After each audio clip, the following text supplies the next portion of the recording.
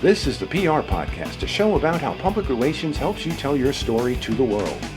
We talk with great PR practitioners who have the skills, creativity, and just plain savvy to get their clients noticed. Now here's your host, Jody Fisher.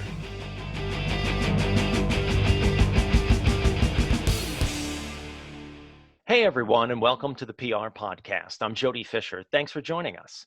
Our guest today is someone of whom I am in awe. She's a good friend. Angela Montefinise is the Senior Director of Public Relations for the New York Public Library.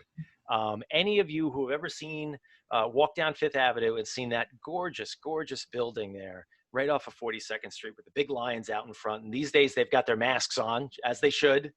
The New York Public Library is an incredible resource, not just for the people of New York, but really people everywhere. It serves more than 17 million people every year, millions more online. 92 locations across the three boroughs of New York City, 5 boroughs in New York City, but they cover 3 in New York, and holds more than 55 million items, including, and Angela, I am so excited about these, Columbus's 1493 letter announcing his discovery of the New World, George Washington's original farewell address, and more. But before, Angela, you were a killer PR woman for the New York Public Library. You were a New York City print reporter, writing for, among many others, the New York Post. And you and I actually first met when you were writing for a Queens weekly paper. So we go way back. Angela, welcome to the show. Thank you very much. Thanks for having me. Tell us a little bit about what life is like right now at the New York Public Library. Well, in general, the library is in a really interesting place, as is everyone in New York City.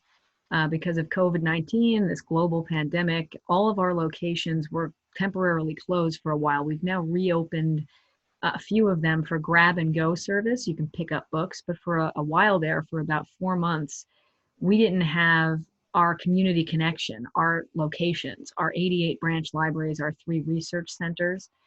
And it fell on a lot of different divisions of the library, including communications, my team, to make sure that we remained connected to our communities while we didn't have our branches, while people couldn't stop by and see our librarians.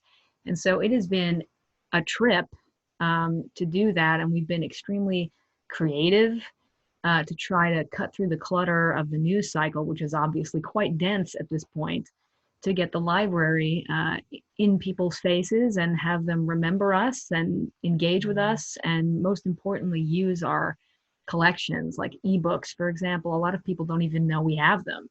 And so we've seen ebook use go up, the number of users of our e-reader, Simply E, go up. So this has been as successful as a very difficult period can be for us. And as we start to gradually and safely reopen, we're excited that we haven't lost our connection through this moment, and hopefully people will come back as we slowly reopen. That is so great. The library is such an incredible resource for everybody. I mean, and whether we're talking about the New York Public Library or your local library where you are, I just feel like there's such essential pieces of every community. I feel like a place isn't a place to live until you have a library there. Tell me a little bit more about the infrastructure of the e-library. You know, you already had that in place before COVID, but did you see that strain as people started to go online more and more and rent the ebooks? Well, luckily, we moved really quickly, not obviously just communications. The entire library moved very fast. There was no hesitation to transition to being a digital first library. So immediately we made sure to buy more ebooks, for example. Our book ops team, as they're called, which is a great name for the team that buys our books and watches the book trends, they jumped into action to make sure that our budget shifted from print materials to e. So we did have a lot more books to offer. We also changed some policies to lower the number of books people could check out at one time.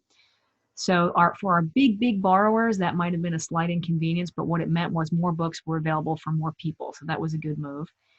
And we worked with the publishers to work out some deals that allowed us to have almost unlimited use licenses for some of the more popular ebooks, because people think it's an ebook.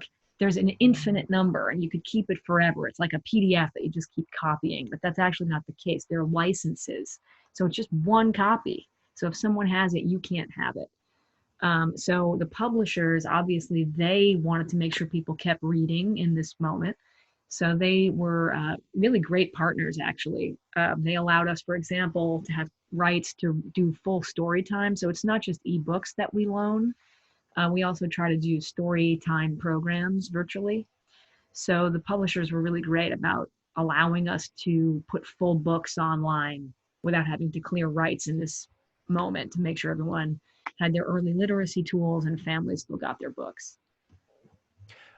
You you and I are obviously working in the most crowded media market in the world in New York City, and there are challenges day in and day out with getting your story out inside of that market, but probably even more for the two of us in the last couple of months with COVID.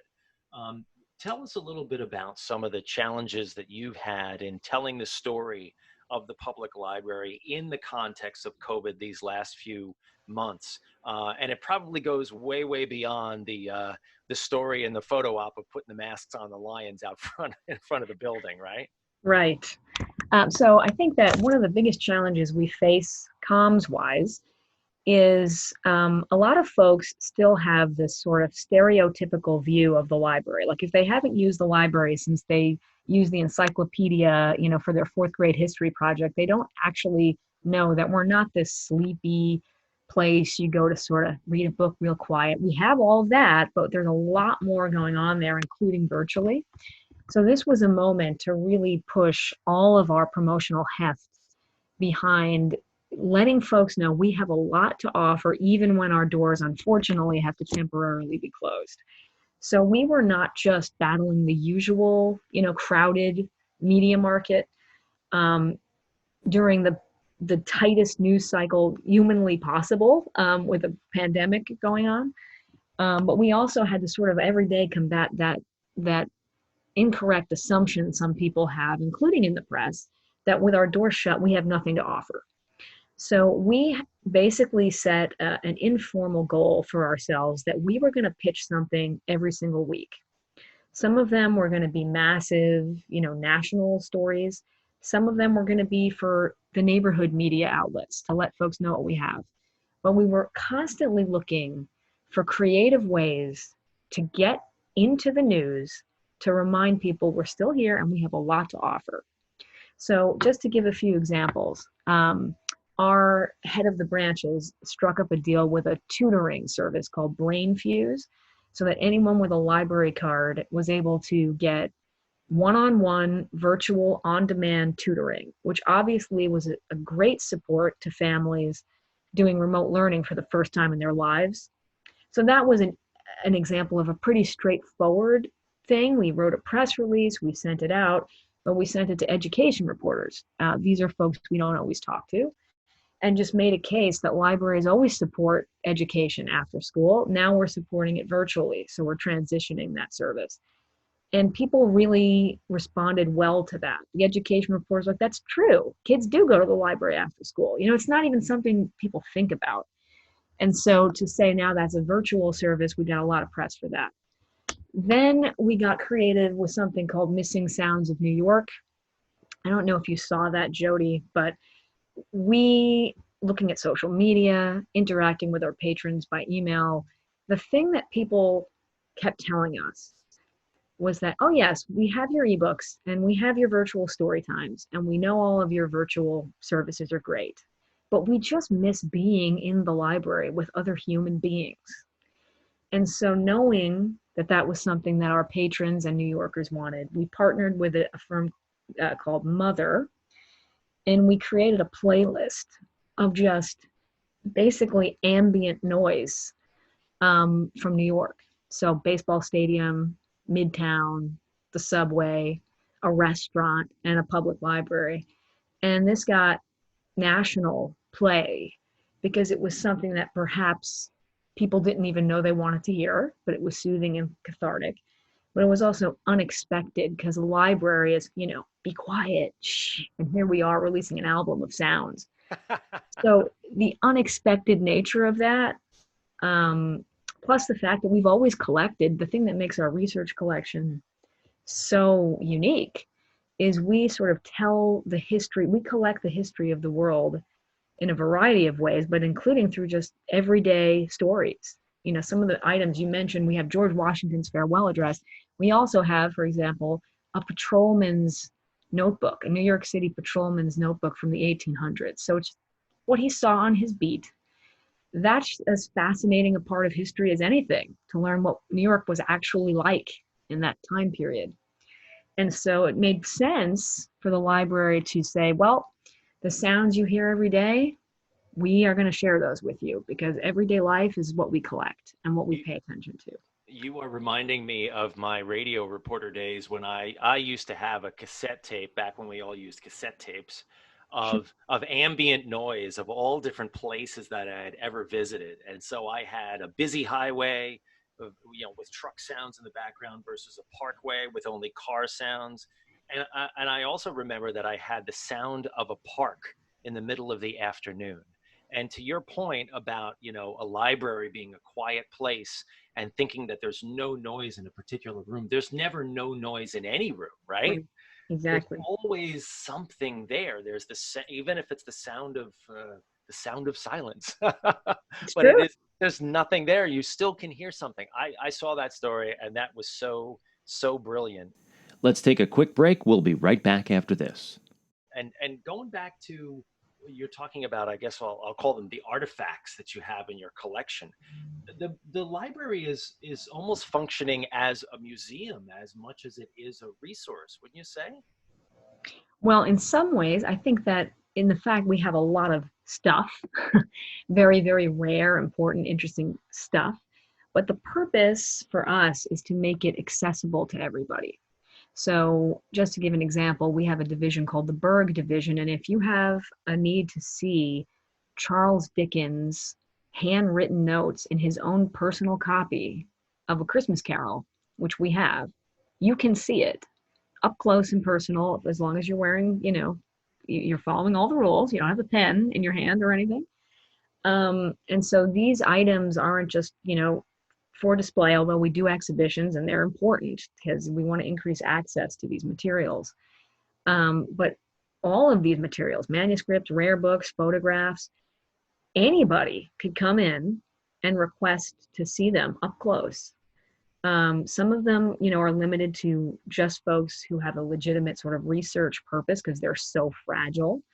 But, you know, really, most of the items, anybody can come in and make an appointment and see these things up close to contribute to future scholarship, to write a paper, for any reason, really. So that's how we're slightly different than a museum is. The 42nd Street Library has been called the People's Palace. It's this gorgeous place where anyone can walk in. The collections are the same way. Anybody can come and look at our general collections, our special collections. It's very exciting. That's one of my favorite parts of the job is bringing in reporters and seeing their faces when they're literally looking at the Declaration of Independence in Thomas Jefferson's handwriting up close, not behind glass, up close in a special case, but right in front of them. It's such a privilege to be able to do that. I can't even explain it. Yeah, the history nerd in me is getting chills hearing you say that. I would love to see that. We're going to have to make an appointment at some point. As long Consider as it I'm one done. of those, as long as I'm one of those privileged few. Consider it done. Thank you.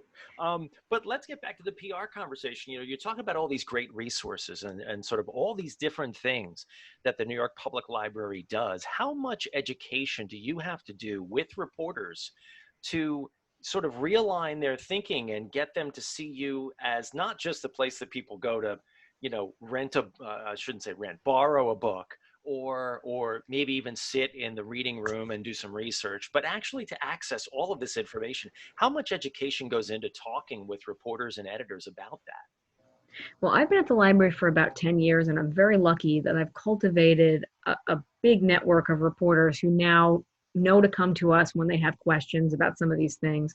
But it's actually there's a lot that has to go into it because reporters that, newsrooms are getting smaller, as you know, Jody, and reporters are covering wider varieties of things. So the person you're talking to maybe never covered the library before ever. And they think, I mean, I'll tell you this, I worked at the New York Post. I didn't know a lot of the facts about the library that as a born and bred New Yorker, I'm now embarrassed I didn't know. You just don't know it. You're living life, you're going fast, you don't walk into that 42nd Street building. So there is a lot of, you say education, just like background information that you have to share with reporters just to make sure they understand the context of what you're talking about. And when we do pitch stories, we do a lot of brainstorming and idea generation. We're often pitching things that make it easier to make that education. And just to give one more example, I don't want to ramble on here, but one thing that we've done several times during this COVID period is release our top e-checkouts, because reporters love lists and they understand, top checkouts. Okay, that's what's popular, and therefore wide range of their readers might be interested in this. Plus, what people are reading in isolation is actually kind of an interesting snapshot of history. Like, what are they checking out while they're stuck in the house? But that story, while it had all the elements that a reporter would want for a nice sort of page 3, page 5, Friday TV story, it also kind of forced people to understand we have ebooks. You can download them for free from anywhere. You don't need to come to the library. You can get a library card from anywhere in New York. It giving them a piece of content that was exciting and good for their readers that would get clicks, while also forcing people to understand better what we offer. That makes educating always a little bit easier when the education is baked into the story. So we're always trying to do that. And that satisfaction that you must feel when you get that aha moment from a reporter when you pitch them that story that is kind of not what you would typically think of when you think of the library, the New York Public Library. That's got to be satisfying, right? To get that, oh wow, that's really interesting, I never knew that before. Yeah, it feels great because reporters have seen it all, man. So when they say, wow, I didn't know that, that's success right there. But speaking of which, what are some of the challenges that you find about promoting the library, given that sort of predisposition or maybe that prejudice about, well, it's a place you go to borrow a book. What are some of the challenges that you face when you're doing your job? Well, one of the biggest is, as important as you said it better than I ever could, Jody. We're really important in the lives of people. We truly offer them opportunities that they might not have otherwise at all anywhere. We're often pitching essentially puppies and rainbows to the New York City media and a lot of other places, museums, the city's other 2 public libraries. We're not even the only public library in town. Universities. Many other places are pitching similar content. And there is increasingly less ink. There's increasingly fewer minutes on TV, less airtime, fewer reporters to catch their attention. So it is difficult sometimes to pitch sort of the happy stuff, the feel-good stuff in such a crowded market. And you really have to show your worth to reporters. And having been on the other side, I think has been extremely helpful to me. Just knowing what the reporters need, what the editors need to say yes to a story, to give it good placement, what they are looking for in a pitch right off the bat, what they don't want to hear. All of that makes that part of the job a little bit easier for me, I think, and that I kind of know what they're after and could get that for them. And so that is a challenge. We're not pitching Watergate, but it is so important. And I am fiercely competitive from my time as a journalist. And I know how important the library is, how many New Yorkers rely on us every day. I get to go to the branches and see the kids, the new immigrants who use us for English language classes, the job search resources we offer, interview practice, resume writing workshops, one-on-one career counseling, all for free. And this is going to be increasingly important, sadly, as we move on from this, through this pandemic. So I feel so passionately that we need to be out there, that it's really important to get this message to New Yorkers. So I am relentless at trying to make sure that we're not sort of thrown in the, well, this is nice, this is nice, but we don't have time for this right now. And it is a challenge. You have to be really relentless is the only word. You can't ever settle, in my view. There are so many stories that find their way into that "this is nice" or in the delete file of every reporter's computer. Um, and so yeah, finding the right angle or connecting with the right reporter is like you said, is it's essential, and you do need to be relentless in that. Let's take a quick break. We'll be right back after this. When you're pitching out stories, and like you said, you're not only pitching stories to the New York City market, but you're also pitching to the national market, and a lot of national outlets do sit in New York. Are you going to other cities as well, or are you focusing on the people who sit in New York and report from New York, whether that's to a local audience, a regional audience, national audience? Well, it really depends, because if we're pitching ebooks, for example, the top 10 list of books people checked out during quarantine, we went national on that one, to books reporters, culture reporters all across the country, publishing reporters, and we did well. Because even though those outlets, the Washington Post, for example, covered it, someone reading that in Washington can't check out our books. They can't check out our ebooks. You have to be in New York.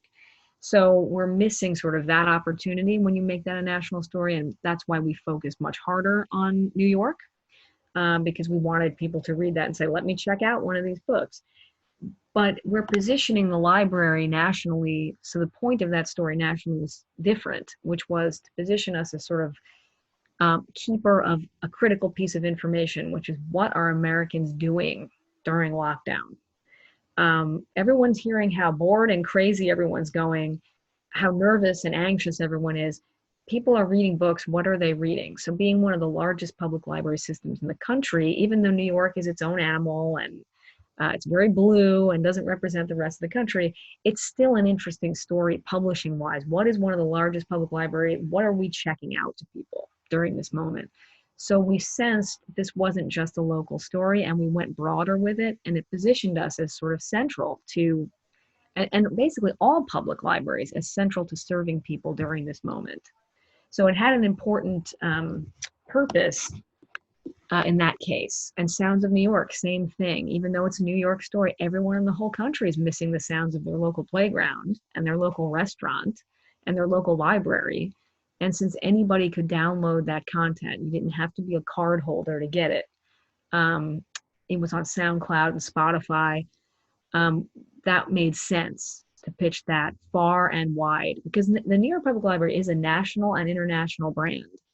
And we take that pretty seriously, that, we can sort of be a symbol for open and free access to information, a symbol of the work of public libraries all across the country. We have resources a lot of public libraries don't have. So we like to remind the whole country about the importance of libraries and what we can offer.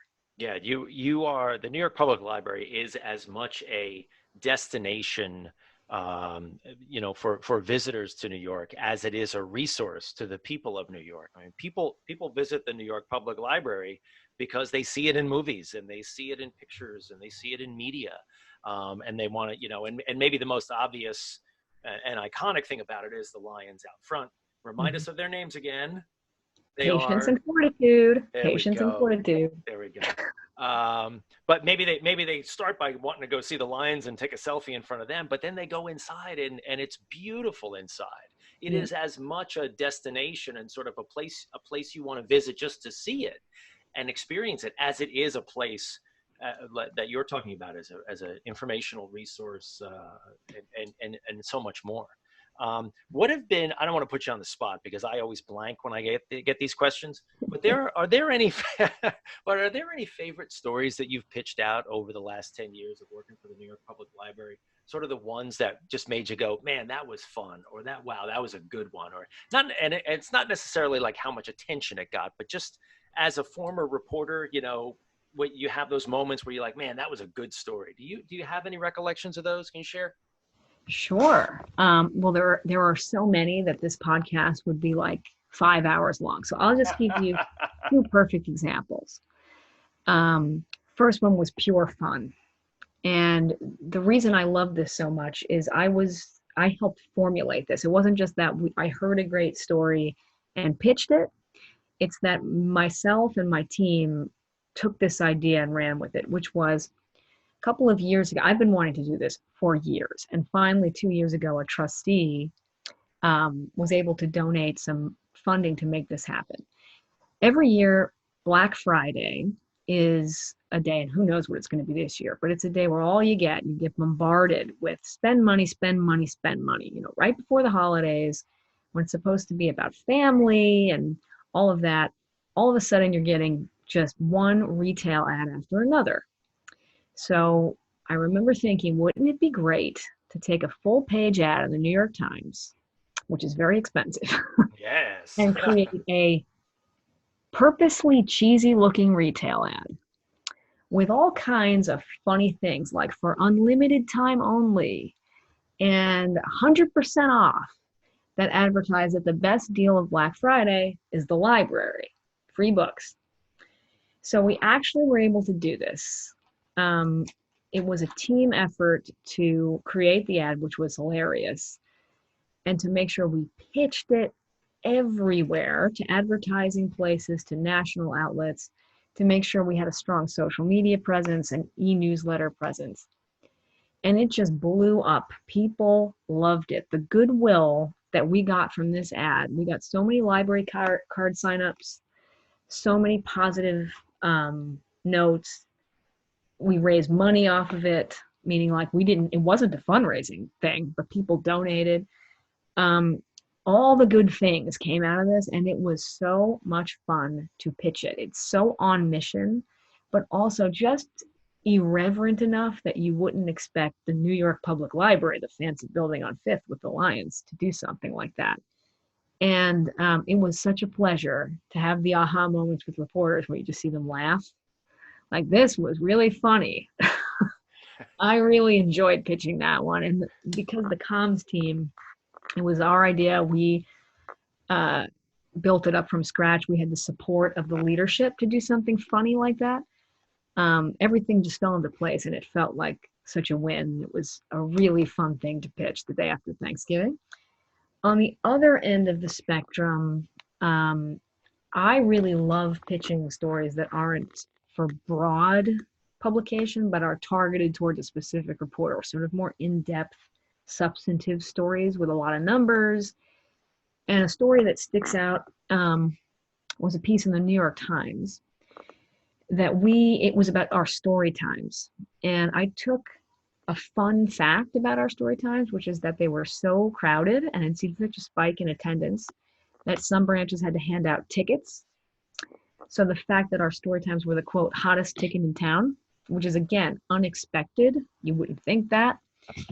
We use that basic fact and all of the visuals that we know reporters need, the picture of the cute kids online outside, the video of the librarian reading A Snowy Day, We took all that to send a message into the world that libraries are educational institutions. They're not just places you go, check out a book and get out of there. They support the city's educational initiatives. We were supporting kids getting prepared for pre-K and for kindergarten. We had a lot of quotes about early literacy efforts and how important it is for kids to hear stories. So if a child, if a parent is working 2 jobs and can't do it, the library can read to the child. This was a fun story, but it was such an important message for us to get out there. And it was in the Times, where the right audience was listening in terms of donors and elected officials and key stakeholders who would understand that. So when it comes time for budget season, the city's not going to look at us as something that is, yeah, we can cut them a little, but instead positioning us as critical to the whole ecosystem of education in the city. I was really proud of that one. It was a really big story in the Times, and it had a sizable digital component as well because it had video and photos and tons of charts and numbers. So those are actually my favorite stories to pitch, even though it's a ton of fun to pitch Sounds of New York or the Black Friday ad and get tons of press, constant interviews. To get one really powerful, impactful hit is always, it's a higher bar, it's harder to do. And when it happens, man, that feels great because I know how hard our librarians work and our education team works. And to see them get their due makes me feel great about what I do every day. Those are two great stories, and the thread that I heard running through both of them is picking out sort of the you use the word impactful, but sort of like the human element to that, getting those reporters and those editors to go, oh yeah, that's great. Exactly. And just sort of, they can, in that moment, they can envision themselves telling that story to their audience, and we always tell our clients, you're not just talking to the reporter, you're talking to the reporter's audience. So keep that in mind when you're trying to craft how you pitch your story. But finding the way to get that reaction from that reporter really is sort of the secret sauce or the key to getting the story that you want them to write or report, would you say? Exactly. So I don't know if I had just gone to the Times and said, hey, our story times are crowded. Right. I don't know that they would have done it, but when you say, here's a picture of a line of kids waiting for a free story time, they're giving out tickets, just saying hottest ticket in town. They can envision already the headline, the way it's going to look, that their audience is as surprised by that as they are. That's what gets it into the paper. And then once you get their attention and you have the photographer and the reporter in the building, you get the right spokesperson to say all the things you want in that piece. Yeah, I've frequently told clients, and this brings it to mind, that, okay, your story may be important to you. We've got to make it important to other people. And that's the example of sort of making that story the way you just told it. If you say, hey, there's big crowds at story time, that's what's important to you. What's important to the reporter is how they tell that story. It's the same thing, right? The facts of it are the same. It's the way you tell it. Jody, I'm going to make a t-shirt with that thing that you just said and wear it all the time in the meeting. Because I will go out and make them, and you'll get the first one. Because that is a challenge at the library. There are certain stories they are important, but they don't understand it needs to feel important to everyone else in the world, not just to us. And so we have to find the way to get to point B. So, yes, so brilliantly said, Jody. Thank you. Coming from you, that's high praise. Well, Angela, this has been a terrific conversation. I really appreciate you taking the time to speak with us. Please let people know how they can find the New York Public Library online. Sure. Well, you can go to nypl.org. You can find us Twitter, Instagram, Facebook at NYPL. And you can find me on LinkedIn if anybody would like to say hello. Wonderful. Well, thanks again, Angela. And thank you, everyone, for listening. Please remember to subscribe to the podcast on your favorite platform and spread the word about our show. We hope we dropped some knowledge with you today and had a little fun. We'll see you next time on the PR Podcast.